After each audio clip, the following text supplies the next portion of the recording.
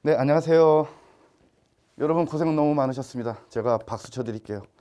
그 더운 날 시험 무사히 마치신 것만으로도 여러분들은 박수 받을 자격이 충분하십니다. 정말 고생 많으셨고요. 제가 이게 보통 때처럼 토요일 날 여러분들 들어가 보신 분들은 아실 겁니다. 원래 그날 6시 이후에 1교시는 문제가 올라왔어요. 헌법, 국영사는 올라왔는데 2교시가 계속 시스템 오류입니다. 영어 정답 변경도 하나 있어갖고 천당과 지옥을 왔다 갔다 빨리 채점하신 분들은 그 정답 변경 되기 전 걸로 채점하셨다가 간당간당 물론 뭐 커트라인을 모르니까 그 큰 차이는 없으시겠지만 어쨌든 문제가 좀 있었어요 이번에.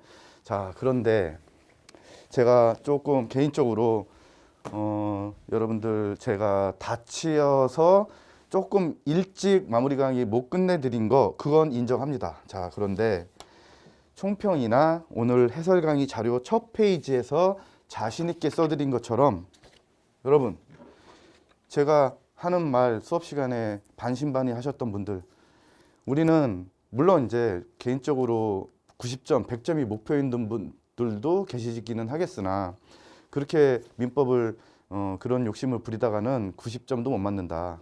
80점도 제가 그랬는데 여러분 이 하나만 제가 그 처음에 추천드렸던 대로 무한 반복 정확하게 암기하셨으면 강의 들어보시면 아시겠지만 80점 이상 맞는 데에는 손색이 없습니다. 오히려 한 권만 보충 자료, 추가 자료 포함하셔서 한 권만 여러 번 보셨으면 훨씬 더 고득점으로 민법을 어려웠거든요. 단지 작년 4페이지에 비해서 6페이지 반쪽으로 된 이것만 말씀드리는 게 아니에요. 단지 그 개수만 그 페이지 숫자만 말씀드리는 게 아니라 전체적으로 문제가 어려웠습니다. 그러나 아무리 시험 문제가 어렵고 설령 예상되지 못한 그런 파트에서 문제가 나왔어도 80점 커트라인 기준으로 민법은 80점만 맞아도 고득점이라고 생각되는데 우리 그 핸드북 여러분 이 핸드북만 잘 암기하셨으면 막판에 또 제가 마무리 강의 문제풀이에서 조금 시험 문제 풀 수 있는데 다이렉트로 도움이 되는 정답 지문들이 생각보다 꽤 많았습니다. 1번의 그 기억 지문부터 그런데 아무튼 여러분들을 결과는 하늘에 맡기시고 이 강의를 시험 치신 분들이 당장 들으실 것 같지는 않아요. 제 생각에는 내년 대비하시는 분들 마음 비우고 점수나 아니면 올해 새롭게 들어오셨던 분들이 이 강의를 들을 확률이 제가 볼 땐 더 높아요. 나중에 그 발표가 나고 이제 내년 대비를 다시 했을 때 그때는 기출 해설을 이제 보셔야 되는데 내년 대비 하시는 분들은 오늘 제가 이 기출 해설 강의 민법 내용은 모르셔도 아 이렇게 출제되니까 이렇게 준비를 해야 되는구나. 그거에 대해서 포인트를 짚어드리고 자 여러분 오늘 아주 중요한 오늘 자료는 일단 이렇게 구성이 되어 있어요. 보실까요? 핸드북은 잠시 이제 참고 우리 그 기본 교재로 설명드릴게요.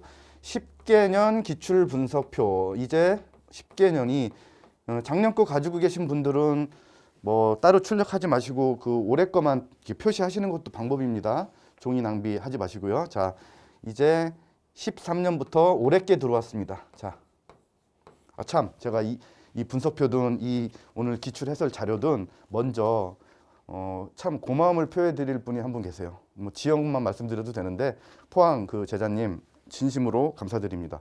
아까 말씀드렸듯이 문제가 안 올라와 가지고 그 문제를 빨리 봐야 제가 해설도 달고 총평도 하고 막 이러는데 총평 해설이 보통보다 하루씩 늦어진 건 월요일 날 올라왔어요, 문제가. 2교시는. 그래서 그분한테 죄송스럽지만 사진 좀 찍어 가지고 제가 왜 준비를 해야 되는 시간 때문에 그래요. 민법은 특히 해설 달기가 어렵거든요. 그래서 그분한테 개인적으로 고맙고 자, 이따가 설명드릴 이 그 내년 대비 2판 핸드북은 잠시 뒤에 보실 것처럼 책이 2권으로 이쁘게 분권됩니다. 가지고 다니기 편하실 거예요. 이제 그거에 대해서 설명드릴게요.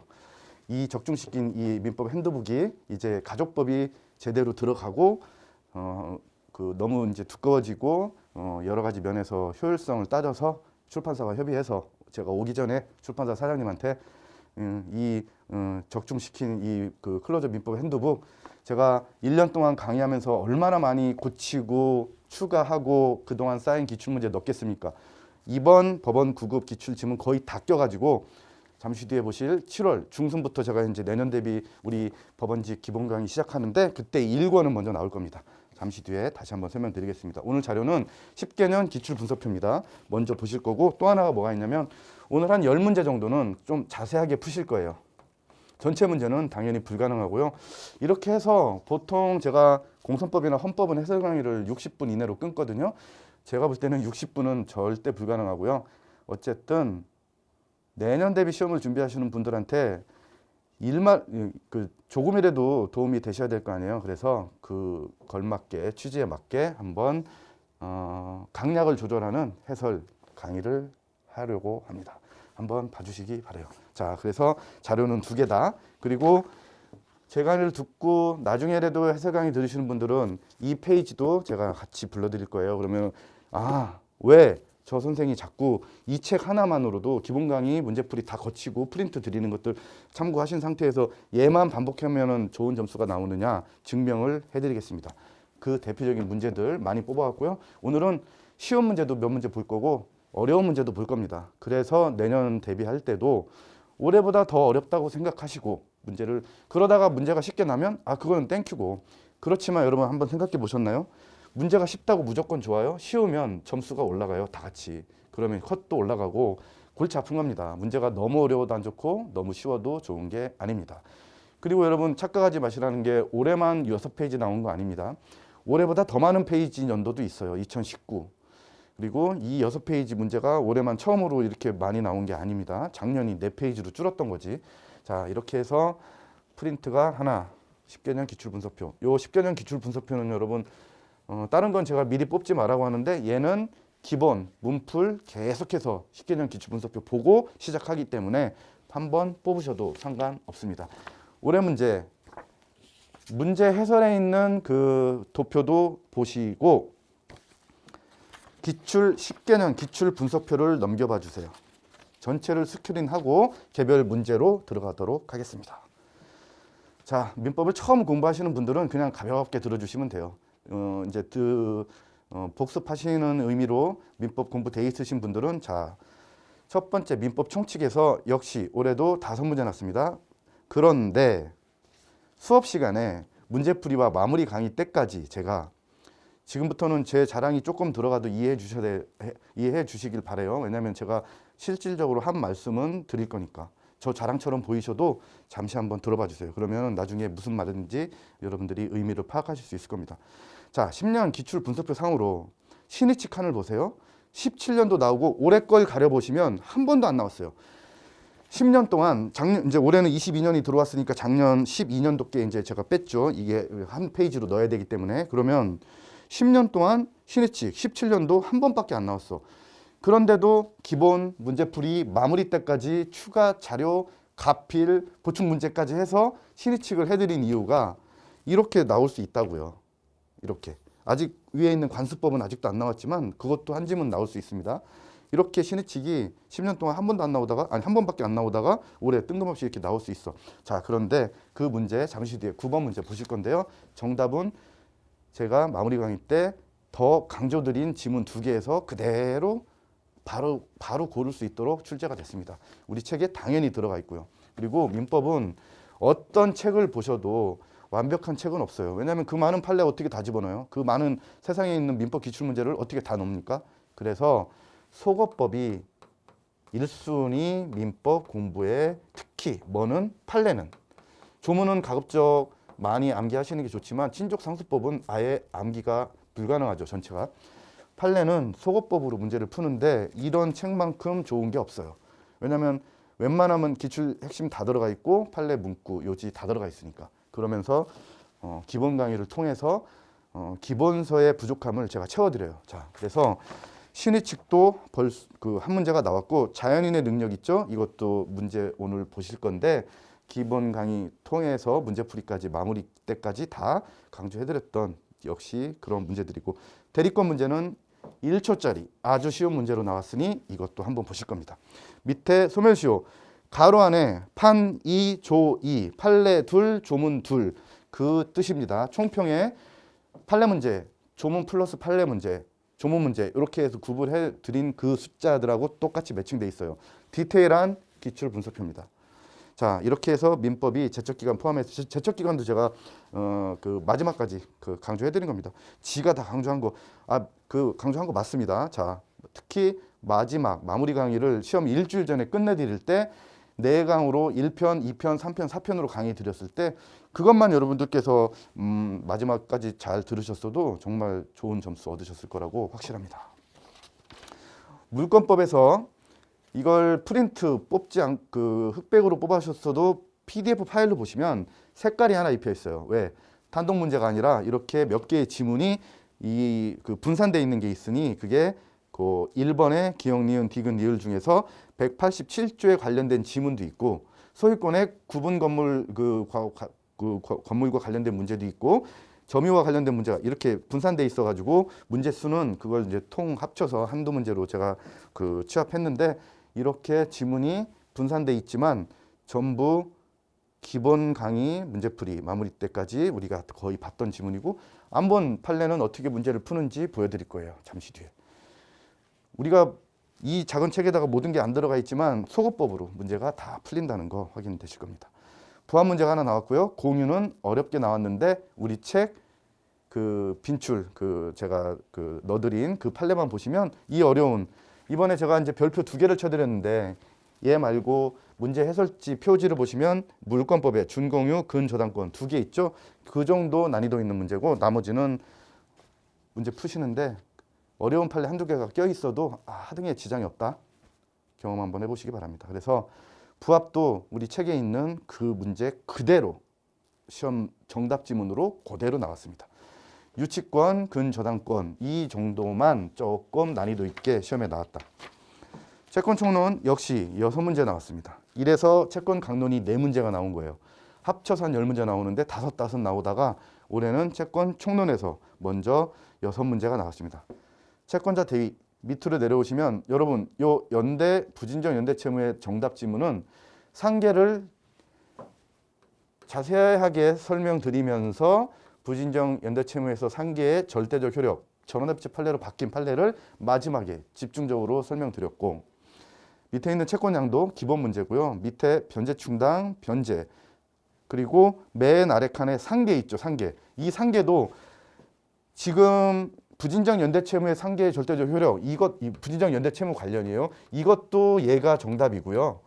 잠시 뒤에 문제만 보실 건데 상계 문제, 상계 단독 이 상계 문제도 요 정답 4번인데 얘를 마지막에 PPT까지 동원해서 이게 꼭 이렇게 정답으로 나올 거라 그렇게까지 솔직히 제가 예상을 했겠습니까만은 우연을 치고는 너무 많은 문제들이 제가 마지막까지 강조했던 거 왜냐하면 기본 강의야 솔직히 제 강의 아니어도 다 하죠. 거의 다 민법에 나올 만한 것들은 근데 문풀과 마무리 횟수를 줄이면서 이것만큼은 꼭 해서 여러분들 문제 풀 때 확실하게 딱딱 고르고 시간 세이브하게 하게끔 하는 그 문제들이 공교롭습니다. 저 헌법도 이렇게 많이 적중 말씀드리자면 적중이라는 말은 뭐 책에 거의 다 있지만 제가 강조 드린 것들이 그 문제의 정답 지문으로 됐던 것들 마지막 25번 문제 도급도요. 마지막에 그렇게 책 핸드북 보면서 이 밑줄 이렇게 나왔을 때를 조심하세요. 이게 또 정답이에요. 4번.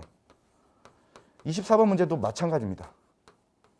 좀 이따 보실 건데 그런 문제들 그러면 나는 민법을 잘 모르고 어렵고 힘들고 공부 시간 다른 과목도 많기 때문에 민법에다가만 투자할 수 없어. 맞습니다. 그렇기 때문에 나온 책이 이런 책이에요. 자, 저 책 자랑하러 나온 건 아닌데 너무 제가 이거 막 끌어안고 잤습니다. 거짓말 아닙니다. 출판사 사장님하고 이거 이번에는 가족법 껴가지고 1, 2권으로 분권하자 흔쾌히 동의해 주신 게 수험생의 일생에 도움이 됐다면 출판사의 입장에서도 거뜬히 동의할 수 있는 문제다. 자, 채권 강론 쪽에 넘어오시면 계약 해제 기본 문제 하나 나왔고 매도인의 담보 책임은 왜 문제를 제가 이제 보여드리려고 했었냐면은 답은 쉬워요. 세 개의 지문은 약간 어려울 수 있는데 답은 조문이 기본 수업 시간에 했던 조문 문제인데 쉬운 조문 문제로 답이 됐습니다. 딱 하나 채권 강론 전체를 보시면 매매 임대차 빼고는 문제가 많지 않습니다. 그런데 도급 하나 나왔고요. 소비대차에서 하나 나온 거.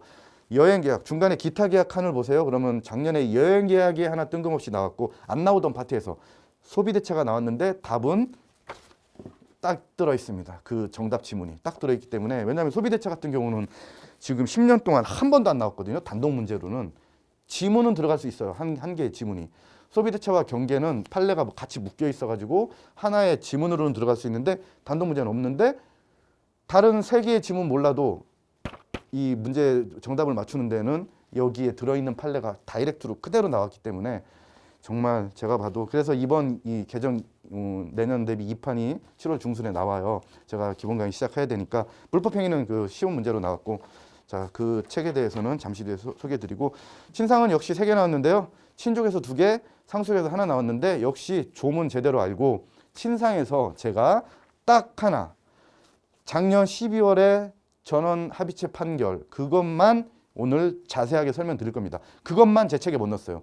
말하자면 그것 말고도 많은 판례들이 우리 책에 없어야 정상인데 그렇지 않습니다. 그 판례 하나 왜냐하면 친족 상속법을 올해판 갖고 계시는 분들 부록으로 조문밖에 못 실어드렸어요. 작년에 그 시간적인 제 한계 때문에. 그런데 올해는 친족 상속법도 이 2권으로 이렇게 분리돼요. 어떻게? 맨 마지막 장에 있는 제 소개 제가 어디서 무슨 강의하는지 그 밑에 맨 밑으로 내려오세요. 그러면 12번이 클로저 법원집 민법 핸드북 2판 1권은 민총 물권입니다. 한 400페이지 정도 되고 2가 채권하고 친상을 묶었어요. 여러분들이 시중에서 보시는 그 다른 선생님들의 기본서는 그 큰 기본서 있죠. 이렇게 완투로 다 묶여 있습니다. 유명하신 분들이든 아니시든. 그런데 저는 대한민국 최초로 핸드북을 완투로 나누게 됐습니다. 그런데 그 장점이 사라지는 거 아니냐 너무 또 많이 껴서 그렇지 않습니다. 이것 때문에 프린트를 많이 드렸어요. 그 프린트가 추록이 이 안으로 싹 들어가서 여러분들 내년 대비 하시는 분들은 훨씬 좋은 그 컨텐츠와 책도 한 권이 800페이지면 들고 다니기도 힘들어요. 그래서 저도 팔 아프고 강의할 때 그래도 저는 개인적으로는 너무 좋습니다. 표지 1권, 2권, 2권의 표지 색깔은 조금 다르게 할 건데요. 책은 직접 보시면 되시겠습니다. 자, 일단 서두가 조금 길긴 했는데 이렇게 전체적으로 이런 파트에서 이렇게 시험에 나왔으니 우리가 예측 가능하지 못한 건 소비 대체 하나인데 그 정답 지문은 우리 핸드폰만 봐도 문제 푸는데 아무런 지장이 없다라는 말씀 드리면서 1번 문제 보실게요. 제가 총평에도 써드렸는데 마무리 강의 때 이상하게 이거는 진짜 제가 헌법도 그랬는데요. 5급공채 마무리 특강하고 1번 문제가 정답 지문으로 정답법이 나왔듯이 5급공채 쪽. 이거는 사실은 지문을 조합하는 문제이기 때문에 보세요. 이렇게 지문 조합형이잖아요. 그러면은 1번이 우리가 마무리 강의 때 제가 이 PPT를 이걸 보세요. 요렇게 마무리 강의라고 지금 우리 강의는 기출해설 강의예요. 근데 제가 오타가 아니고 일부러 여러분 이 판례는 187조 요 판결에는 형성 판결만 해당이 된단 말이에요. 그렇기 때문에 이행 판결 안 되고 자, 그 와중에 공유물 분할 판결이 형성 판결인데 비교해서 중요하게 다뤄드린 판례가 얘입니다. 이 조정 조서는 무슨 이유로 예외적으로 등기를 해야 효력이 발생하느냐. 그래서 조정이 성립한 때 이때가 물권 변동이 발생하는 게 아니라 그리고 참 여러분 이거 있잖아요. 이거 문제마다 다 안 붙여놨습니다. 실제 시험 문제 이렇게 하나 딱 1번에다 주고 이렇게 돼 있어요. 1에서 25문까지 같음. 그러니까 이런 건 착각하시면 안 됩니다. 자, 이 기억 판례 마무리 강의 때 이걸 보여드린 거예요. 자, 보세요. 1에서 얘는 형성적 효력을 가진다고 볼 수 없다라고 말씀드린 겁니다. 조정은 공유물 분할 소송물 자체를 대상으로 해서 그 소송에서의 법원의 판단을 가름하는 것이 아니어서 키워드예요. 본질적으로 당사자들 사이에 합의에 의한 공유물 분할이 있는 것과 다를 바가 없다. 따라서 조정이 재판에 의한 공유물 분할의 효력, 즉 법원이 당해 사건에 관한 일체의 사정 등을 고려해서 정한 현물 분할 판결이 확정됨에 따라 바로 기존의 공유 관계가 폐기되고 새로운 소유 관계가 창설되는 것과 같은 형성적 효력을 가진다고 볼 수 없어. 형성 판결이어야 187조 판결에 의해서 그 판결에 해당해서 등기 없이도 물권을 취득한다라고 되는데 형성 판결이 아니어서 비교 판례였고 해설에 써드렸던 대로 핸드북. 자, 여러분 그 내년 대비하시는 분들은 이 책을 사시면 안 됩니다. 7월 셋째 주나 넷째 주에 일단 1권이 먼저 나옵니다. 제가 1권 나오기 전부터 강의는 PDF 파일로 시작을 할 건데 책이 7월 중순 넘어서 인쇄소가 휴가 기간이라 그렇대요. 그래서 원고는 목요일 날 제가 최종 원고 넘깁니다. 이 문제를 다 껴야 되기 때문에 올해 우리 법원 9급 기출 지문을 OX를 다 껴야 돼요. 파트마다. 그 작업을 오늘 이 강의 끝나고 가서 내일까지 해서 목요일 날 넘기면 1권이 먼저 나오면 바로 강의 시작하는 겁니다. 자, 여기서 해설지에다 써드린 164페이지 펴주세요. 자, 이 작은 핸드북 안에 이 문제를 맞출 수 있는 어떤 근거가 들어있느냐. 164페이지에 오시면 판례 1번 밑에 2번 판례에서 이 판례 정답 지문이 그대로 있고 이걸 또 줄여서 163페이지 핵심 정리로 오셔서 판결에 보면 아래에 별표 해놓고 주의 해놓고 이 판례를 실어드린 겁니다. 그러니까 그 OX 지문에도 있고 핵심 정리에도 키워드로 또 써드리고 마무리 강의 때 이렇게 또 강조를 해드렸던 거예요. 그러면 기억에서 얘가 지금 옳지 않은 것을 고르는 이 문제에서 기억이 틀렸으니까 지문을 보시면 뭐만 바로 보시면 돼요. 이제 얘를 보면 안 돼요. 시험장에서는. 나중에 공부할 때는 차분히 기억, 니은, 디귿, 리을을 다 보시면 되는데 이제 얘들은 보면 안 돼요.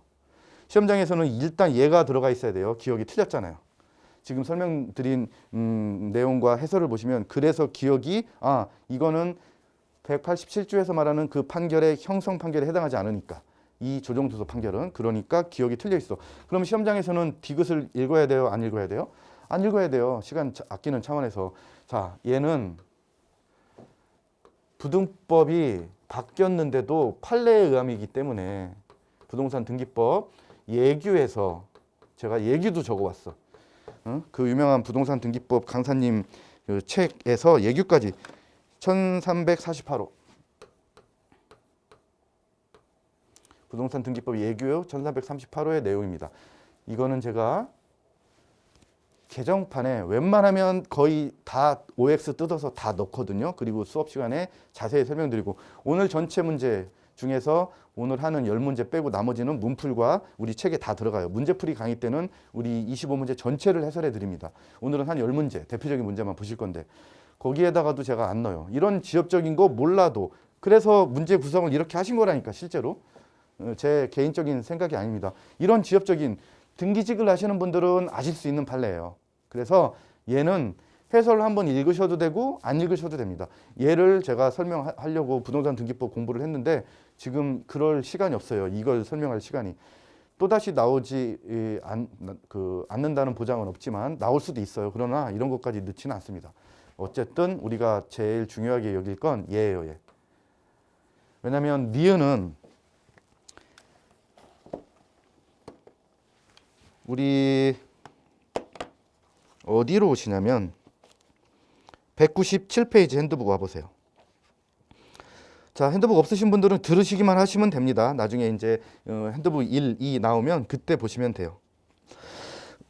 197페이지에 오시면 기본 강의나 마무리 강의 때도 설명드렸듯이 건물의 구분 소유와 관련된 빈출 판례들을 설명하면서 4번 판례에서 똑같은 판례는 아닙니다. 니은이. 이 니은 판례가 4번이랑 같지는 않아. 그런데 그 4번 판례의 첫 세 줄을 읽어보면 그냥 비슷한 문구가 나와. 그러니까 100% 싱크로율 이 판례는 아니고 이 판례예요. 아시죠? 유사하다는 거. 그렇기 때문에 니은이 맞다는 걸 여러분들이 시험장에서 알 수 있어. 그러면 디귿은 몰라도 어떻게 문제를 푸실 수 있어요? 4번으로 문제를 고르실 수 있잖아. 그렇게 푸시는 거라고요. 어려운 판례나 모르는 게 섞여 있을 때 푸는 방법입니다. 이 문제는 난이도 어쨌든 상 문제입니다. 상 중 하루 나눴을 때. 왜냐하면 디귿은 제 책에도 없어요. 당연히 내년에도 넣지 않을 겁니다. 자, 그래서 요 리을 판례만 혹시 다시 나올지 모르니까 얘만 설명드리겠습니다. 1번의 리을 판례는 그 해설에 있는 건 여러분들이 읽어보시면 되시는 거고요. 이 리을 판례는 얘를 읽기 전에 사실관계 하나를 먼저 보시겠습니다. 이렇게 이거는 이 전체는 여러분들이 읽으시면 돼요. 나중에 이렇게 갑과 을이 요 상가 중에 하나입니다. 상가 중에 하나고 요 갑의 아파트를 교환 계약을 이렇게 체결하는 사실관계입니다. 자, 그런데 이 그 교환 계약 체결하면서 그 구분 점포 시설물, 그러니까 공유 부분이 있고 전유 부분이 있을 거 아니에요? 그런데 전유 부분만 매수를 한 사건인데 그 관리소장이 그거 너가 사용할 수 있는 게 아니니까 철거하라고 하니까 이 갑이 을한테 손해배상 청구 소송을 한 겁니다. 이거 포함 안 돼 있다. 그래서 원심이 인정을 해줬거든요. 근데 대법원 판례는 다음과 같은 이유로, 어떤 이유?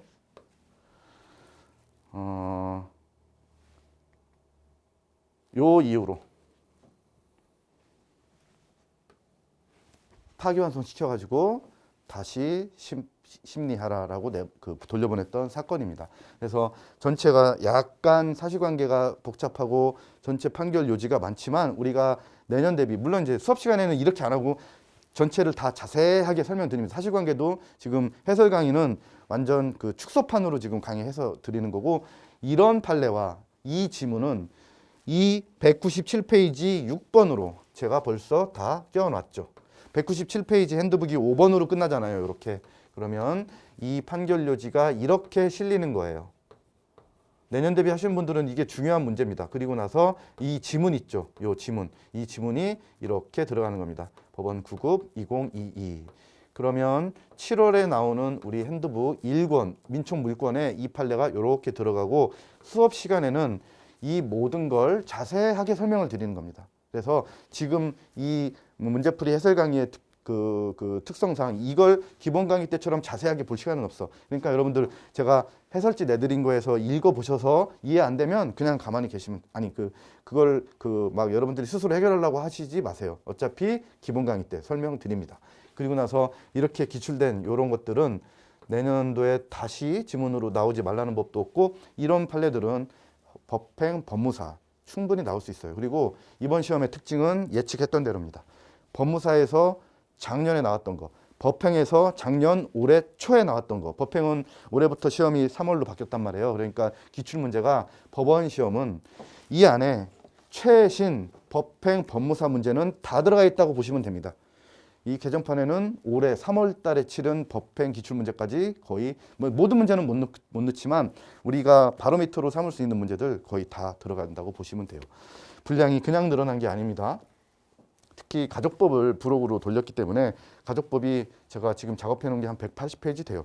단순히 합치면 이게 600페이지거든요. 그러면 800입니다. 넘어갑니다. 왜냐하면 중간중간에 조금 더 그 핵심 정리 같은 것도 없던 것도 끼워 넣고, 그다음에 조금 더 정치하고 기본 강의나 문제풀이 때 다듬어 놨던 것들이 있어요. 물론 이제 정오표도 다 반영해서 이번에 나오는 책은 내년 대비하시는 분들, 자, 우리 포항에 계신 저의 아주 큰 이 해설 강의 때 도움을, 그 문제가 없었으면 이런 준비도 못하고 몇 문제만 하고 오늘 못할 뻔했어요. 그분께 거듭 감사드립니다. 제가 책 보내드릴 건데요.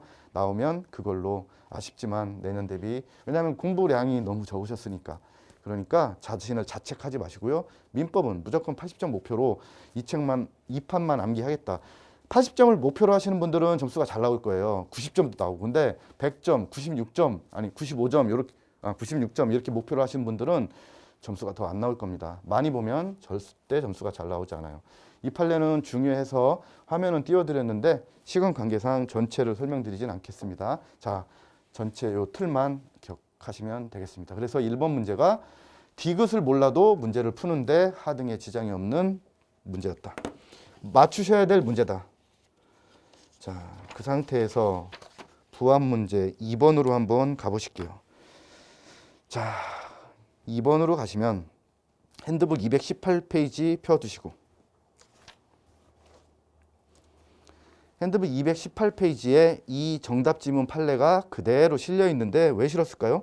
법원 9급 2018등 빈출. 아주 많이 나왔으니까 여기는 부합이 공유가 문제는 더 많이 나오지만 얘가 실제 시험 문제에서 나오면 정답 지문으로 빠르게 골라라 하는 취지이기도 하고 대표적인 판례니까 거기다가 기출된 판례라서 중요하게 실어드렸던 것 뿐이고요. 일단 공부하는 차원에서 여러분 얘는 조문이에요. 그대로 조문 해설에다가 실어드렸으니까 조문은 이래서 틀리든 X선지든 정선지든 조문은 기본이다. 그런데 민법은 1118조이기 때문에 특히 친족상수법을 후경까지 디테일하게 암기기는 못해요. 최대한 수업 시간에 중요도를 나눠드린 순서대로 조문은 가급적 많이 정확하게 암기하실 것을 늘 추천드리고 마지막에 3원칙을 민법 고득점의 3원칙을 마지막에 피날레로 설명을 드릴 텐데 민법 조문은 가능한 한 많이 정확하게 암기인데 양이 너무 많으니까 중요도를 나눠드리는 겁니다. 그리고 올해도 조문 문제가 상당히 많습니다. 정답 지문도 많고요. 친족상수법도 기여분이 바로 다이렉트 조문이에요. 정답 지문. 자, 이래서 조문이 중요하다. 이거는 여러분들 해설 참고해서 보시고 1번은 자 핸드북에 가피를 해드렸어요. 들판에 가면 입도라고 아무튼 이게 이제 벼예요. 벼 입도 그걸 입도라고 그래요. 농작물이라고 합니다. 이 판례에서는 농작물 수확하기 전에 들판에 서 있는 벼 입도 원래는 그 땅 주인 거잖아요. 그러나 농작물 봄부터 씨 뿌리고 여름에 피 뽑고 가을에 수확하잖아요. 그렇기 때문에 얘는 판례가 경작한 이 경작자의 소유로 된다는 게 판례의 입장입니다. 두 개의 판례를 묶어서 하나의 지문으로 부합 옳지 않은 거. 두 개의 판례를 묶어서 하나의 지문으로 만들었으니 1번 문제 타인 임야의 권한 없이 심은 요 수목은 원칙적으로 소유자한테 속하는 게 맞는데 이 농작물 정당한 권한 없이 중요합니다. 나중에 내년 대비로 공부를 하실 때는 문구 하나도 중요한 것들이 있어요. 권한이 있으면 달라져요. 얘기가 해설에 있는 것처럼. 권한이 없이 타인의 농지를 경작한 경우 지금 설명드렸던 취지 때문에 농작물을 경작한 사람한테 소유권이 있습니다. 자, 판례를 보세요. 해설에. 그러면은 판례 두 개를 이렇게 실어드렸잖아요. 거기에 정당한 권한 없이 시작하는 이 1번 판례. 이렇게 해서 1번은 두 개의 판례가 묶여진 정답 지문 판례가 되는 거고 이 2번 판례 같은 경우는 조금 전에 펴두시라고 했던 218조 그 밑줄 그대로 쳐드린 거 있거든요. 그거를 해설에 옮겨드렸습니다. 이미 우리 2018 우리 문제뿐만 아니라 다른 판례 문제에서도 나왔어요. 이제 제가 내년에는 이제 여기다가 관련 판례 아까처럼 내년이 아니라 이번 개정판에는 얘도 당연히 들어가 있을 거예요. 당연한 겁니다. 자, 먼저 문제를 읽어볼게요. 얘가 왜 정답인지. 얘는 이렇게 돼 있는 거예요. 갑이 을 이렇게 있고 이게 이제 실제 문제에서는 철강이었습니다. 자, 갑이 매도인이고 을이 그러니까 병이 매수인이에요. 을이 아니고. 자, 요 철강을 갑이 매도인인데 소유권 유보부 매매를 한 겁니다. 그리고 병이 매수인이에요.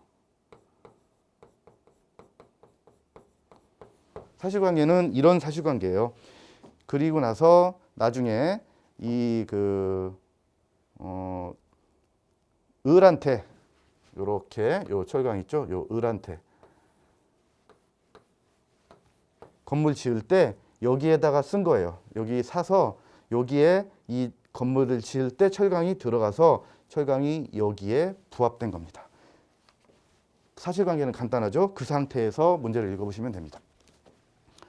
매도인에게 소유권이 유보된 자재가 소유권 유보부 매매라고 했어요. 제3자와 매수인 사이, 얘가 제3자입니다. 제3자와 매수인 사이에 이루어진 이 공사 도급계약의 이행으로 요 을 소유 건물 건축에 사용돼서 부합된 경우 이 사실관계라고요. 이때 제3자 을이 도급계약에 의하여 제공된 자재의 소유권이 유보된 사실에 관해서 알지 못했으면입니다. 알지 못한 경우를 하더라도가 아니라 알지 못했으면 제3자가 그 자재의 귀속으로 인한 이익을 보유할 수 있는 법률상 원인이 있다고 볼 수 있으니까 있다고 볼 수는 이제 이 지문을 그대로 읽으면 이제 틀린 지문인데 볼 수는 없으므로 매도인으로서는 그에 관한 보상 청구를 할 수 있다. 그래서 보상 청구할 수 없다는 판례를 이렇게 바꾼 거예요. 그래서 해설로 오시면 맨 마지막 밑줄 틀린 거에만 해설이 되어 있는 그 밑줄만 보시면 됩니다. 저랑 같이 자 이제 대입해서 읽어볼게요. 이런 사실관계에서 제3자가 도급계약에 의하여 제공된 자재의 소유권이 유보된 사실, 요 소유권 유보무매매 사실에 관해서 과실 없이 알지 못한 경우라면 그러면 선의 취득의 경우와 마찬가지로 제3자가 자재의 귀속으로 인한 이익을 보유할 수 있는 법률상 원인이 있으니까 그러니까 매도인이 보상 청구할 수 있는 게 아니고 원래 권한이 있으니까 이득을 본 게 없잖아요. 그러니까 보상 청구를 할 수 없다고 판례가 결론을 내려준 이 사건입니다. 자, 그래서 제가 이제 지금 이 판 작업하고 있는데 얘만 낀 게 아닙니다. 여러분 이렇게 문제가 이렇게 나왔으면 제가 핸드북에다가 이렇게 해요. 얘는 218페이지 현재 핸드북 점으로 되어 있는 게 1로 바뀌고 얘가 2로 들어오고 기출이 붙어. 네, 3이 하나 더 붙습니다. 자, 이런 게 디테일인데 이렇게 문제가 나왔으면 이런 판례의 법리가 여기에도 그대로 적용된다. 이 판례를 예상 지문으로 넣어서 이 판 작업을 지금 진행 중이에요. 그러니까 기출만 단순하게 끼는 작업을 하는 게 아니라는 말씀입니다. 자, 이렇게 디테일하게 기출 문제를 분석하잖아요. 그러면 한 문제를 제대로 푸신 거예요. 제가 같이 시간 관계상 보지 못한 3번, 4번의 이 단순 조문 몇 조입니까? 257조 동상간의 부합, 259조 이 가공 관련된 조문도 내년에는 비틀 수도 있는 거예요. 그렇기 때문에 올해 이게 정지문으로 나왔다고 해서 내년에도 또 정지문으로 나온다는 그런 보장은 없습니다. 그렇기 때문에 조문 문제도 중요합니다. 자, 이번 문제까지 앞에서 두 문제 보셨고 일단 5번을 문제지 프린트로 한번 보십시오. 실제 기출 여러분들 대법원 시험정보 사이트 들어가셔서 Q&A란이 있거든요. 거기에다가 그런 거 쓰세요. 지금 너무 불편하다. 시험장에 가시면 제가 옛날에 법행 봐서 아는데요. 이 두꺼운 시험 문제지가 스테플러가 이렇게 두 개 찍혀 있어서 넘기다가 넘어간다니까요. 앞에 사람 등 뒤로 이렇게 넘어가서 막 떨어지고 보통 공무원 시험 문제 또는 모든 시험 문제는 다 요즘 이렇게 넘기는 거 아시죠? 팔자 해가지고 이렇게 넘기는 거. 그게 훨씬 편하시잖아. 근데 너무 불편하게 돼 있어. 제가 이 문제 때문에 들락날락거리면서 Q&A를 가끔 봤는데 문제가 안 올라왔어요. 그거 나만 안 받아지나 해가지고 문제 대법원 사이트 들어가서 Q&A 라인에 들어갔더니 어떤 분이 제발 이것 좀 고쳐달라는 겁니다. 이 문제지가 너무 불편하다는 거예요. 여러분들이 더 많이 글을 쓰세요. 여러분들의 권리예요. 수험료 응시료 내고 보시잖아요. 근데 너무 불편하단 말이에요. 법행도 지금 계속 그렇게 돼 있습니다. 법무사는 말할 것도 없어요. 법무사는 과목도 많고 문제가 길기 때문에 법원 시험이 다른 건 제가 볼 때 크게 물론 뭐 개수 문제 이런 거 논외로 하고 문제지가 수험생분들한테 너무 불편하게 되어 있습니다. 그것만 좀 빨리 고쳐졌으면 하는 마음 간절합니다. 자, 5번이 난이도는 최고 난이도 문제 중에 하나인데 정답은 제가 뭘 보여드리고 싶어서 정답을 이렇게 컬러풀하게 해설에다가 4페이지에다가 이렇게 실어드리고 문제를 이렇게 볼 거냐면 별표 3개를 치는 이유가 있어요. 일단 길죠. 우리의 프린트 말고 원문을 여러분들 출력하셔야 됩니다. 원문 문제만 6페이지짜리 대법원 사이트 들어가셔서 원문을 딱 보시는 것도 나중에 이제 복습할 때 좋은 방법이에요. 이거 지금 원문 25문제 다 안 들어가 있잖아요. 지금 해설 강의 이 프린트에는. 자, 원문 다 보시면서 선생님 나머지 문제들 해설은 그럼 문제풀이나 우리 이 개정판에 들어가 있습니다. 자, 여기서 보시면 테마가 이렇게 주어지고 준공유는 잘 안 나오는데 원래 얘가 많이 나오는데 작년까지 전원합의체 판례들은 많이 나왔어요. 그래서 올해는 포인트가 이 매매 예약 완결권 관련된 예를 바뀐 이 전원합의체 판례를 시험 문제에서 정답 지문으로 냈던 건데 우리 페이지 적어드린 페이지로 한번 가보세요. 핸드북. 문제가 아무리 어려워도 상관없어. 왜? 우리 책에 있으니까. 453페이지. 자, 매매 일방 예약과 관련된 조문이 있습니다. 564조, 400. 여러분들 그냥 책 없거나 조문 없으신 분들 들으시면 됩니다. 나중에 책 있고 얘를 책을 개정판을 이제 내는 대비로 보시는 분들은 책을 놓고 이 해설 강의를 다시 들으시면 이제 그때 다시 이해가 되실 건데 564조의 매매 일방 예약이 있거든요. 중요한 조문인데 우측으로 오시면 판례 2가 있습니다. 이게 그 판례 2입니다. 왜 여기에서 이제 내년에는 우리 기출이 밑에 이렇게 붙어요. 자꾸 내년이라고 하는데 개정판에는 요게 붙어서 이제 기본 강의 때부터 설명드립니다. 이게 왜 중요했냐면 그 전에 입장을 바꾼 전원 합의체 판례이기 때문입니다. 그 전에는 필수적 공동소송으로 함께 했어야 되는데 이 판례부터 이런 사실관계에서 견해를 바꿨어요. 그래서 이번 이 정답지문 판례만 한번 자세히 지금부터 저랑 이 최대한 이 짧은 시간에 한번 자세히 한번 볼게요. 이 핸드북 그 표지에는 되어 있는 이 판례를. 자, 5번에 1번 그 해설 같은 경우는 그냥 읽어보시면 되는 판례입니다. 자, 이 2번 이 판례는 그 채권자가 있고 이렇게 채무자가 있어요. 자, 근데 이 채무자한테도 다시 다른 여러 채권자들이 있습니다. 채권자들. 소외 1부터 5까지로 나오는 이런 그 사실관계에서 1억 원을 대여하면서 이렇게 하는 사실관계예요. 1억 원을 대여하면서 채권자가 이제 원고가 되는 거예요. 여기서 자 1억 원을 대여하면서 부동산이 1억 대여하면서 이제 담보가 있어야 될 거 아니에요. 그래서 요 채무자한테 부동산이 하나 있는데 여러분 요 부동산에 이 원고도 1억을 빌려주면서 담보가 필요하고 원래 채권자들도 요거에다가 담보를 해야 되잖아요. 그래서 이 사실관계에서 공동명의로 이렇게 한 겁니다. 얘들처럼 매매 예약을 하고 가등기까지 마쳤다는 겁니다. 얘들이랑 공동명의로 매매 예약 플러스 가등기까지 마쳤어.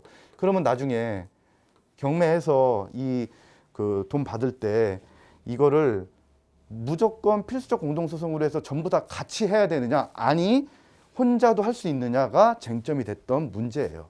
그래서 전원합의체 판례가 어떻게 바꿨냐면 얘를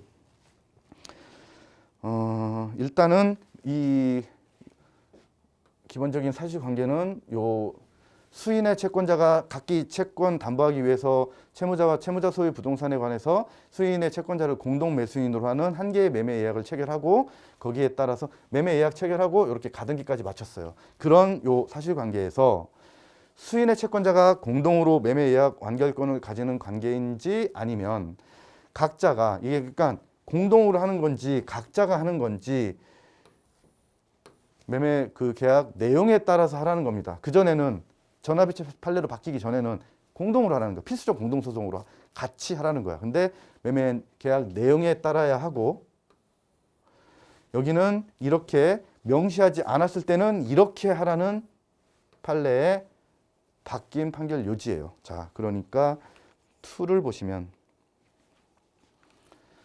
지금 설명드린 그 그림 통해서 요 2번의 해설 밑줄만 보실게요. 이렇게 마친 사안에서 여기가 이제 해설지에는 틀린 문구가 밑줄로 되어 있지. 그래서 좀 전에 그 그려드린 여기다 그렸어야 되는데 앞에 그렸네요. 이 그려드린 그 사실관계에서 채권자가 각자의 지분별로 별개의 독립적인 매매 예약 완결권을 갖는 것. 여기서 끝났어요. 우리 기출 문제를 이제 문제로 보시면 이렇게 준 공연 문제 2번 그 지문에서 매매 예약 완결 맨 마지막으로 와보세요. 전원이 제기하여야 할 것이다. 중간에 필수적 공동소송. 그래서 틀려 있는 겁니다. 이렇게 별개로 갖는 것으로 갑이 앞에서 원고 갑이 단독으로 담보 목적물 중 자신의 지분에 관해서 예약 완결권 행사할 수 있고 단독으로 이렇게 구할 수 있다고 본 원심 판결을 정당하다고 한 겁니다. 이게 정당하다는 겁니다. 그 전 전환합의체 판결로 바뀌기 전 필수적으로 해라, 하치해라, 이게 잘못됐다는 겁니다. 그래서 이게 중요했기 때문에 다른 시험, 우리 시험 포함해서 다른 시험, 이 등 빈출이라는 여러분들 모든 그 기출을 다 열거할 수가 없잖아요. 몇 년도 법행, 몇 년도 법무사, 몇 년도 법원 구급 3번 이상 나오면 이렇게 처리합니다. 제가 그게 그 약어 표시예요. 그래서 이것도 이번에도 또 나왔지만 정답 지문까지 됐기 때문에 이러면 시험장에서 3사를 제가 맨날 여러분들 귀에 못이 박히게 시험 지금 문제 연습할 때 내년 대비 연습할 때는 3사도 당연히 디테일하게 해설지를 자세하게 보셔야 되는데 내년 대비할 때 아니 그 실제 시험장에서 얘를 읽으라고 했어요, 읽지 마시라고 했어요. 얘 읽으면 시간 다 지나갑니다. 그러면은 다른 문제 푸는데도 영향이 크게 미쳐요. 일단 시험장에서는 1번이 답이면 또는 2번이 답이잖아요. 근데 확실해. 이 애매한 게 아니고 이게 확실해. 그러면은 다음 걸 읽으시면 안 돼. 표시해놓고 나중에 돌아와서 읽을지언정. 그래 중요한 스킬은 아니지만 누구나 이렇게 풀 거라고 저는 생각하는데 아니더라고요. 1번이 답인데 읽고 있어. 끝나고 나서 대화를 해보고 상담을 하면 시간이 부족했대. 시간이 부족한 건 수업 시간에 많이 말씀드렸지만 문제 푸는 스킬, 이런 스킬이 조금 연습이 안 돼 있어서 그런 겁니다. 나중에 공부할 때는 자세하게 다 보셔야 돼요. 그러나 시험장은 연습하는 데가 아니에요. 실전이지. 지금 총칼 들고 싸우고 여러분들 떨어지게 교수님들께서 문제를 막 곳곳에 부비 트랩도 놓고 구덩이도 파놨는데 거기에 다 빠지면 그러면은 시험물 그 적을 잡고 그 적진에서 우리의 깃발을 꽂을 수가 없죠. 합격의 깃발을. 그러니까 1년 내내 잘 암기하셨어.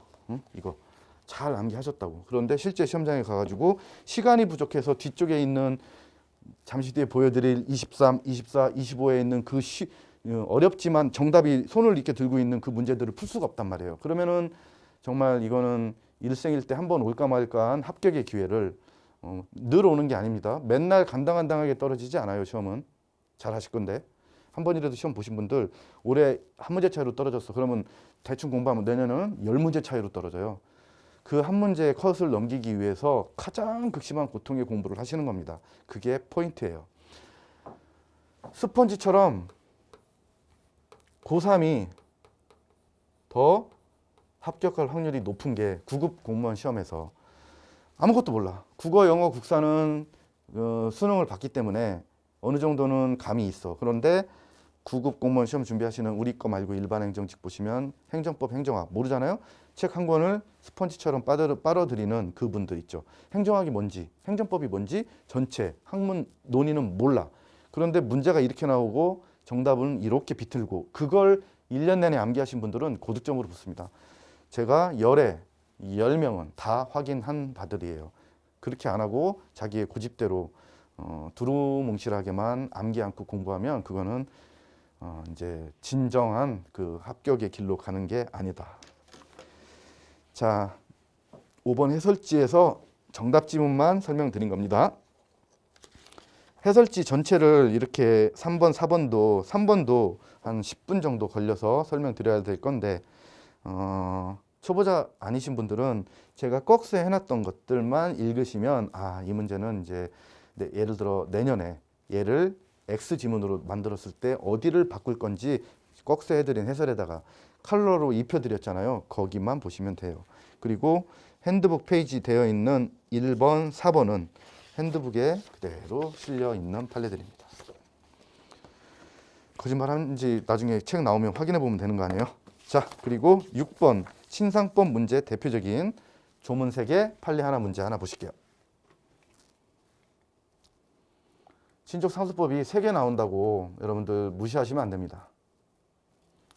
그리고 실제 시험장에서 제가 이렇게 치고 시작하시라고 말씀드렸어요. 잘 풀어놓고 마킹, OMR 답안지에다가 이거 안 보고 엉뚱한 거에다가 딱 하고 체크하기 딱 좋은 문제들이 근데 올해는 옳은 것은 고르는 문제 3개입니다. 3개. 그렇기 때문에 많진 않아요. 많은 문제들은 25문제 중에 한 10개도 됩니다. 그러면은 시간이 아주 오래 걸립니다. 옳은 거 고르는 거는 일단 다 읽어야 되잖아요. 그런데 이 우리 문제에서는 이 1번 판례는 이 부모와 자에서 기본적으로 이제 저는 이제 부록이기 때문에 지금 페이지를 못 적어 드렸지, 제가 문제풀이랑 마무리 강의 때 나눠 드렸던 친족 상속법 우리 요 부록에 있는 요 조문 말고 우리 그 본문처럼 되어 있는 거 170페이지 나눠 드린 거에는 당연히 실려 있습니다. 그거를 이제 제가 본문으로 이제 추가를 해서 전체를 1권 민촉물권, 2권 채권, 친상 이렇게 해가지고 이제 가족법까지 그거 그 한 180페이지 정도면 내년 시험 대비하기에도 넘칩니다. 거기에도 최신 잠시 뒤에 보실 판례까지 중요한 게 들어가 있습니다. 자, 여기서 옳은 거 고르는 거에서 이 첫 번째 문제. 친생자 출생 신고가 여러분 인재 효력을 갖췄어요. 그러니까 원래 친생자 출생 신고를 해야 되는데 이렇게 그 인재 신고를 해서 인재 효력을 갖는 경우라면 그와 같은 신고로 인한 친자 관계에 외관을 배제하고자 할 때 내 아들 아니야, 내 딸 아니야라고 할 때에는 친생자 출생 신고를 했어요, 인지 신고를 했어요. 형식상 인지 신고를 한 거잖아요. 그러니까 친생자 관계 부전자의 소가 아닌 인지에 관련된 소를 제기해야 한다라고 하면은 맞는 것처럼 보이죠. 그런데 해설에서처럼 인지 신고가 아니라 출생 신고인 이상, 해설에 그 밑줄 쳐드린 부분으로 오시란 말입니다. 인지 신고가 아니라 이렇게 그 출생 신고인 이상 인지로 따질 게 아니라 친자 관계 부존재 확인의 소로 따지라. 그래서 틀려 있다는 거고. 요 세 개의 요 판례 그 조문 중에서 얘는 그 중요한 헌재 결정을 기본 강의 때 설명드리면서 헌법재판소 위원 불합치 판결 때문에 바뀐 조문까지 다 확인했는데 얘가 그 헌법재판소 판결 때문에 친생추정 200일 이후 300일 내에 그 친생추정 판례 때문에 이렇게 바뀐 조문을 우리가 봤어요. 3번이 정답인데 얘를 그 정답으로 알고 찍으셔도 되고 1번, 2번, 4번이 확실하게 틀린 걸 속어법으로 해서 문제를 푸셔도 맞추는 데는 상관이 없습니다.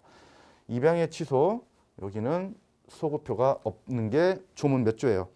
908조의 7, 2항에서 규정을 하고 있고요.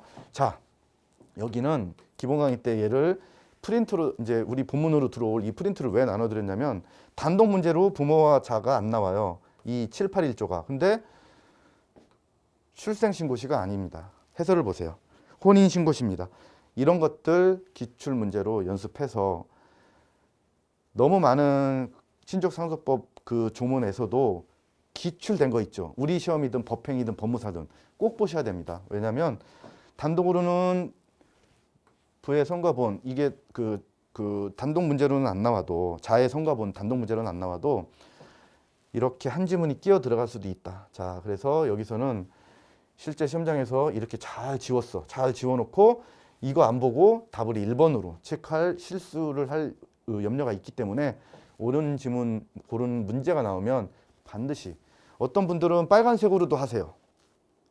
더 확실하게 각인하려고. 연필이더라도 꼭 동그라미를 치고 문제를 푸실 것을 습관을 꼭꼭 들이시기 바랍니다.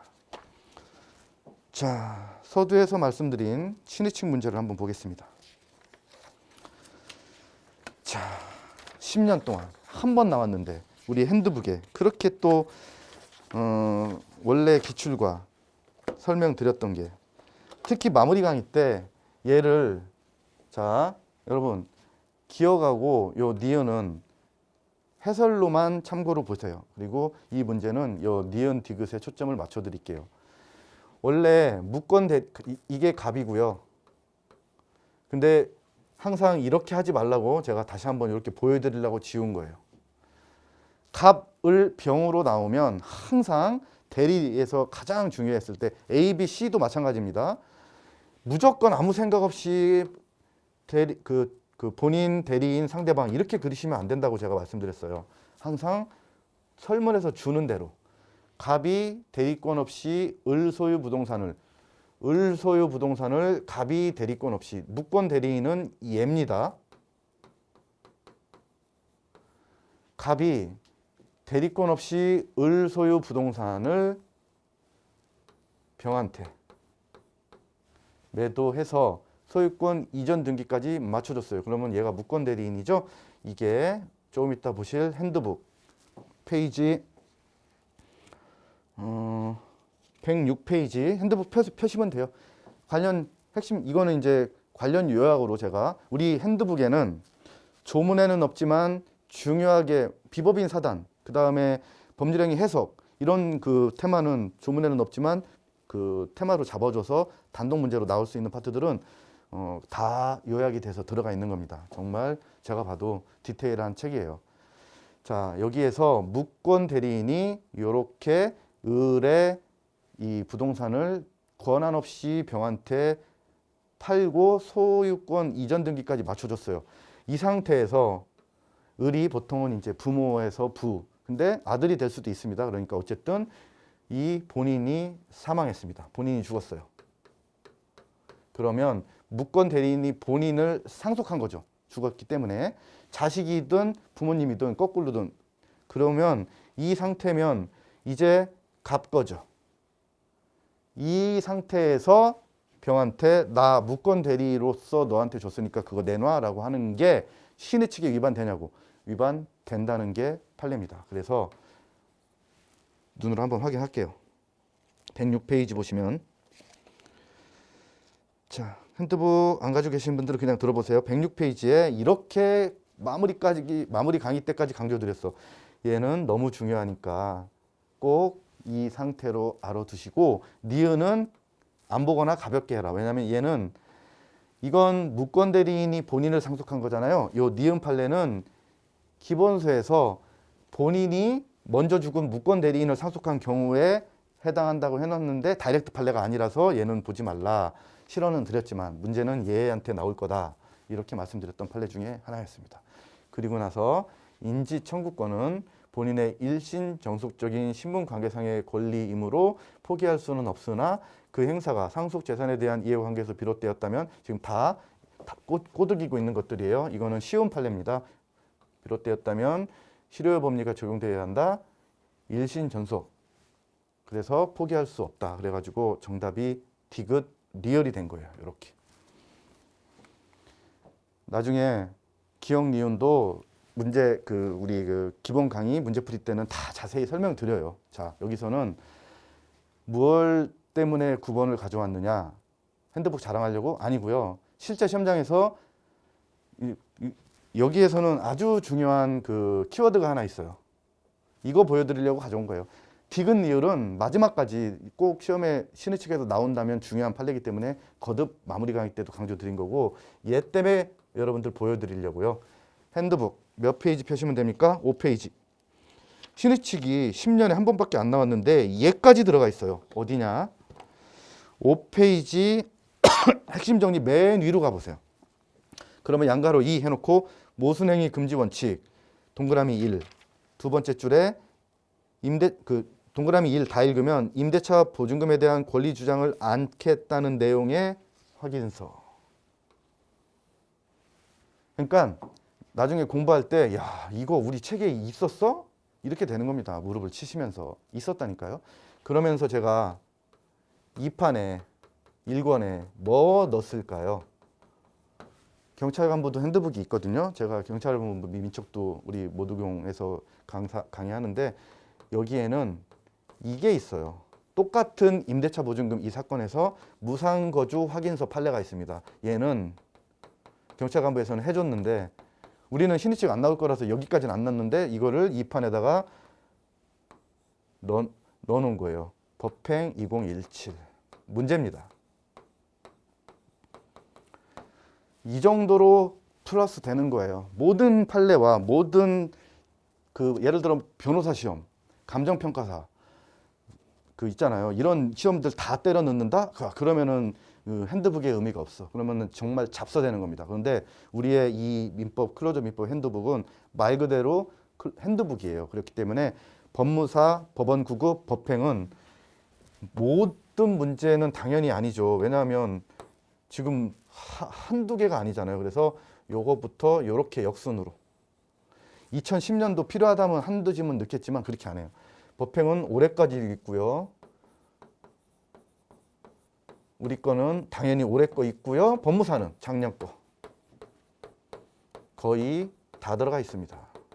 그래서 클로저 민법 이 핸드북이 어떻게 보면 다른 책에 비해서 책도 작고 페이지도 기본서보다는 적지만 제가 볼 때는 얘 한 권을 우리 그 영화 대사 있죠. 한 놈만 패. 이 한 놈만 팼을 때의 그 효과를 실제로 시험을 쳐보신 분들은 실감을 하실 겁니다. 제가 제 책 좋아요, 제 책 좋아요 안 해도 원래 검증은 그걸로 문제를 풀고 제 해설을 보시면 끝나시는 겁니다. 그래서 이 9번 신의칙 문제도 기억 니은을 모르셨어도 쉽게 문제를 푸셔야 되는 문제 중에 하나였습니다. 게다가 문제 풀 때는 눈에 안 들어왔지만 시험 끝나고 보니까 이것도 우리 책에 있었네 이렇게 확인하시면서 핸드북의 위력을 느끼시면 되시는 거예요. 자, 얘는 쉬운 문제는 이렇게 하시라라는 예를 보여드리기 위해서 가져온 문제입니다. 자, 옳지 않은 것은인데 이런 문제를 소멸시효 취지 설명드리면서 그 채권 갖고 있는 그 채권자 말고 그 채무자한테 소멸시효 권리위에 잠자는 자 보호 안 해주려고 만든 이 소멸시효를 연장해 주는 건 배제 연장 가중해 주는 건 안 된다고 조문에서 그렇게 말씀드렸고 이걸 단지 단축 감경하는 거 이거는 소멸시효 채무자한테 좋은 거잖아요. 단축 감경은 된다. 뒤집어 놓은 게 1번 지문입니다. 얘를 2, 3, 4를 읽어도 상관이 없지만 시험장에서 읽으면 몇 초는 걸릴 거 아니에요. 그러니까 얘는 무조건 이렇게 틀렸다고 시험장에서 탁 되는 거예요. 공부하실 때는 해설까지 다 보세요. 해설까지. 이것도 책에 다 있고 특히 이런 거는 엄청 강조해 드린 거예요. 이렇게 10년 도래기가 안 한 채권 그러지 않다. 이런 것까지. 자, 그러니까 기본적인 주는 문제라는 게 이런 패턴이에요. 15번이 주는 문제죠. 16번은 이건 조문으로 주문 문제인데 조문 문제로 판례 문제로 주는 문제.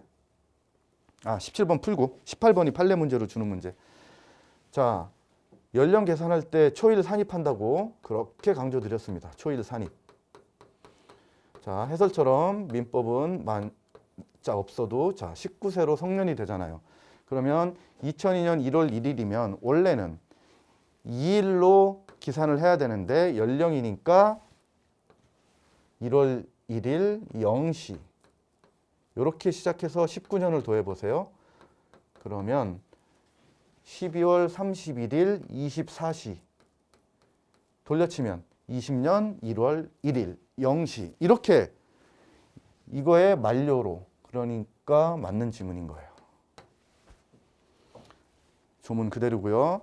마지막에 뭐까지 동원해서 얘를 다시 한번 강조드렸어요. 제가 촉구철의 거절권을 표로 그래서 발송하지 않은 발신주의 1개월 딱딱 체크하고 어디를 물어보는지에 따라서 취소, 추인, 취소 거절, 추인 간주 이런 거 해서 취소한 것으로 본다. 3번이 그래서 틀려 있는 겁니다. 해설지 보시면은 자, 지금 조문은 따로 표시를 안 해드렸지만 우리 책에 조문이 다 있으니까 당연히 표시 안 해드린 거고 판례에만 우리 핸드북 표시를 해드린 겁니다. 조문은 핸드북 안에 당연히 들어와 있는 거고요. 자, 이렇게 해서 17번 문제는 그래도 중급 문제는 됩니다. 중급 문제는 되는데 이거 조문 문제, 이거 조문 문제, 얘도 조문 문제, 얘는 조문 문제 동원해서 문제 조금 뭐 이런 정도 계산은 우리 기간 계산할 때 이것보다 훨씬 어려운 경찰 간부 문제도 많이 풀었어요. 기간 이 관련된 그 사례 문제들 계산하는 거. 사원총회 소집 통지 1주간 전에 할 때 그 1주간 전 해서 오전 0시 24시 아주 중요하게 다뤄드린 겁니다. 이거는 이제 초일 부산입을 알고 있느냐? 그 예외, 초일 부산입의 예외, 오전 0시로 시작하는 거하고 연령 계산할 때는 초일을 산입합니다. 그 조문을 알고 있느냐? 그리고 민법에서 세가 미성년자이냐? 그래 19세. 이런 걸 한번 종합적으로 테스트 해보고 싶었던 거고요. 18번 또 1초짜리 문제예요. 옳지 않은 거 고르라고 했는데 이 테마를 주고 표현 대리행위가 성립하는 경우 끝에를 보세요. 과실상계 법리 유추 적용해서 책임을 감경할 수 있다. 기본 판례입니다. 그러니까 2, 3, 4를 읽지 마시라고 그렇게 말씀드리는 거예요. 나중에 공부 다 있습니다. 다. 우리 책에 다 있어요. 다. 그 페이지 적어 드린 대로 여러분들 가보세요. 그대로 페이지에 이 판례 그대로 실려 있고 각각 언제 시험에 나왔는지 기출표시 다 돼 있습니다. 전부 있어요. 전부. 자, 그러니까 근데 이제 이거는 없을 겁니다. 그래서 얘를 이렇게 제가 2판 작업할 때 추가하는 겁니다. 설령 몰랐어요. 어려운 판례는 아닌데 설령 모르셨어. 끝났는데 게임이 1번에서 답으로 끝났다면 얘는 1초짜리 그냥 우리가 대리를 한 번만 공부했으면 안 된다는 거 그냥 가벼운 판례들이에요. 그러니까 여기 읽을 필요도 없어요. 시험장에서. 그렇고 19번 이 문제는 시간이 지금 한 65분대로 가 있는데 그럼 이렇게 할게요. 얘가 기본 강의 때 한 30분짜리 판례입니다. 왜냐하면 제가 핸드북에서 유일하게 놓친 판례가 얘예요. 물론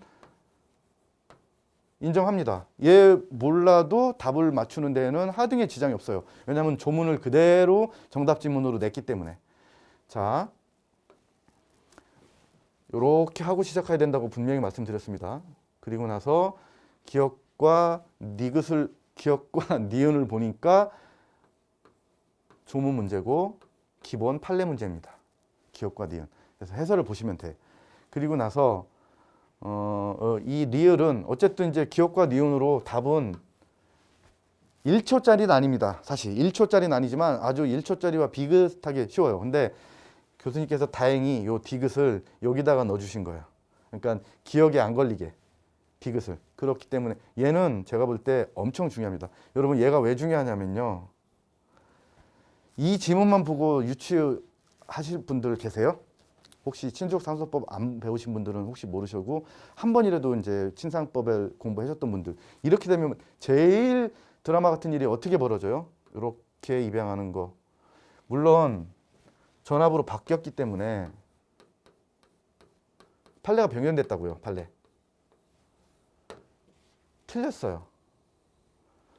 일단 민법에서 존속이나 연장자만 아니면 돼요. 입양할 때. 내가 쟤를 입양할 때 나보다 존속이나 연장자만 아니면 됩니다. 그렇기 때문에 단순히 조문만 갖다가 다이렉트로 넣어보세요. 조부모.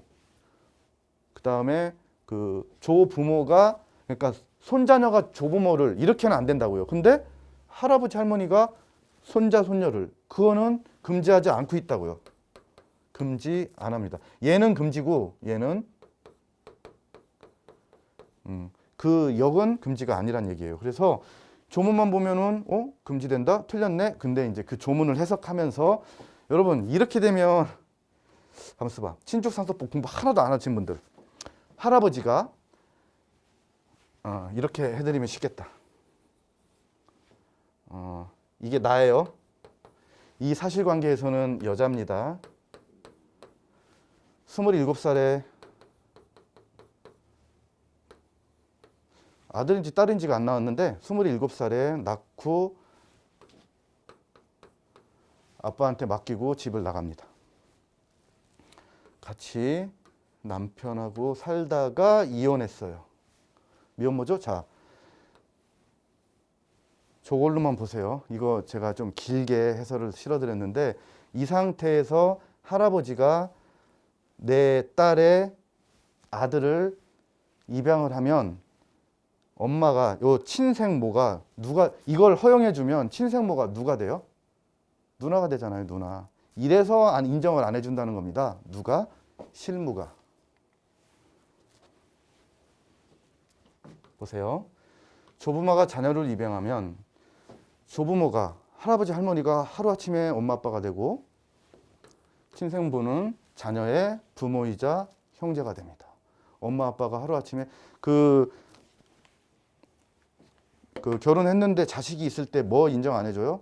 아침에 일어났는데 어제 아빠가 오늘 엄마가 돼 있으면 안 되잖아요. 그래서 정정이 혼인했을 때 자식이 있을 때 인정 안 해주는 그런 드라마틱한 얘기도 친상법 할 때 설명드렸는데 이건 엄마가 그 다음날 누나가 되는 거예요. 그런데 이 판례가 왜 이걸 깨고 바꿨냐?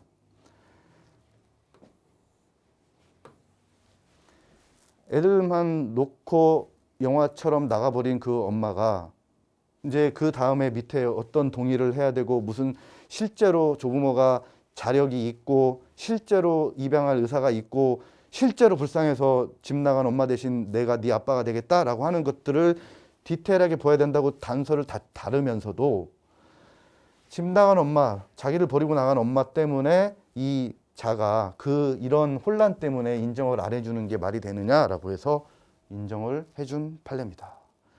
절대 까먹지 않으셔야 될 중요한 판례입니다. 자, 더 할 말이 많은데 여기서 생략하겠습니다.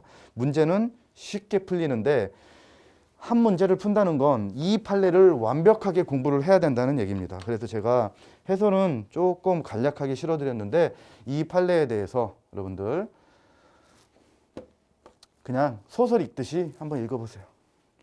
27에 났을 거예요. 아마 96년생이면 그 정도 됐을 겁니다. 자, 그리고 이렇게 해서 협의위원하고 이렇게 됐던 이런 사건에서 원심은 인정 안 해준 거예요. 왜? 엄마가 누나가 되니까. 그래서 이렇게 되니까. 이렇게 돼서 원심이 인정을 안 해줬어요. 대법원에서 파기환송 시킨 겁니다. 아니다. 이런 혼란보다 자해복리가 먼저다. 여러분 참 드라마 같은 얘기죠. 그래서 이건 내년에 또 나옵니다. 그렇기 때문에 언제 판례냐면 작년 12월 23일 크리스마스 전전날 이제 할아버지가 입양한 그 크리스마스 축복 선물로 주신 거예요. 자, 23, 24, 25는 해설 프린트에는 없어요. 자, 19번으로 해설 프린트는 끝이고 이걸 보십시오. 마무리 짓겠습니다. 원래 상계 문제는 어려워요. 원래. 그리고 매번 납니다. 그리고 다른 시험에서는 막 계산 문제도 나요. 그런데 문제 풀이 때는 말할 것도 없고 마무리 강의 때 이걸 어떻게 설명을 드렸냐면 갑이 있고 이렇게 을이 있어요. 둘 간의 자동채권, 수동채권이 결연관계로서 상계적상이 있어야 돼요. 변제기도 돌아야 되고 대등에게서 상계하면 되고 그런데 갑이 병한테 갖고 있는 채권을 을이 갑한테 상계를 할 때 요렇게 상계를 하는데 갑이 병한테 갖고 있는 채권하고 이렇게 상계를 한다는 거야. 그걸 인정을 해주겠냐고. 인정하지 않는다는 게 판례라서 페이지 몇 페이지예요? 핸드북 페이지 펴보세요. 그 해설지에 써드린 페이지. 그래서 마지막에 너무 제가 중요하고 시험에 나왔을 때 저게 정답으로 나오면 물론 이제 1번부터 읽으셨을 수는 있습니다. 시험장에서 나는 1번, 4번 이렇게 안 풀면 1번부터 읽으셨을 수는 있어. 근데 1, 2, 3 우리 핸드북에 다 있지만 실제 정답되는 지문인 이 4번이었단 말이에요. 핸드북 413페이지 펴보세요. 413페이지에 너무나도 중요해서 길게 자세하게 실어드린 판례 4번입니다. 판례 4번에 1, 2에서 얘를 설명드렸고 다이렉트로 설명드린 거예요. 이 사실관계가 문제의 답인데 여기에 키워드는 이걸 어떻게 말로 풀어 쓰고 있습니까? 밑줄. 수동채권으로 될 수 있는 채권은 상대방이 상계자에 대해 가지는 채권이어야 하고 상대방이 제3자에 대해서 가지는 채권과는 상계할 수 없다가 근거고 사실관계가 얘입니다. 설령 1, 2, 3을 모를 수는 없는데 몰랐다고 쳐요. 헷갈리고 급하고. 근데 4번을 딱 봤더니 너무 강조드린 거예요. 특히 마무리 강의 때도. PPT 동원해서. 여기서 이제 그 사실관계 다 설명드렸죠. 그리고 여러분 부진정 연대 채무에서 상계의 절대적 효력과 관련된 바뀐 전원합의체 판례입니다. 원래 인정 안 해줬거든요. 근데 미친다고 인정을 해준 판례다라고 해서 마무리 강의 때 또 문제풀이 때 또 강조했던 거예요. 기본적인 판례들이라 어렵진 않습니다. 그런데 사가 너무 눈에 확 들어와요. 왜냐하면 이, 경, 상, 면, 혼, 소, 체에서 부단 부분형이 상, 면, 혼, 소, 상계는 2랑 2항이 나눠져 있는데 뭐가 어떻게 틀리면서 뭐가 중요한데 부진정 연대 채무에서 상계의 절대적 효력에 관한 전환협재 판결이 바뀌었다라고 설명을 너무 마무리 강의 때 또 한 번 확인시켜 드렸던 겁니다. 근데 정답이라니 제가 아까 점쟁이가 아니라 근거 있는 적중이라고 했던 말씀이 이런 것들이 23, 24, 25.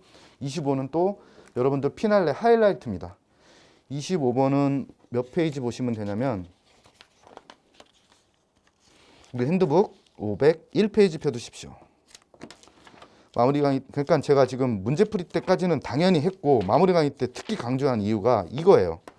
이런 게 이제 물건에도 많은데 마무리 강의만 들으셨으면 80점은 거뜬히 나오셨을 겁니다. 이거 아니라고 그렇게 강조드린 겁니다.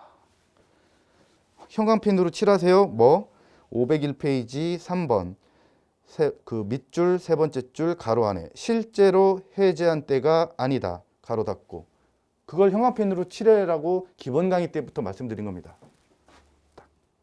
이것도 다 우리 책에 있지만 정답이 이렇게 손을 들고 있다는 말씀이 이거예요.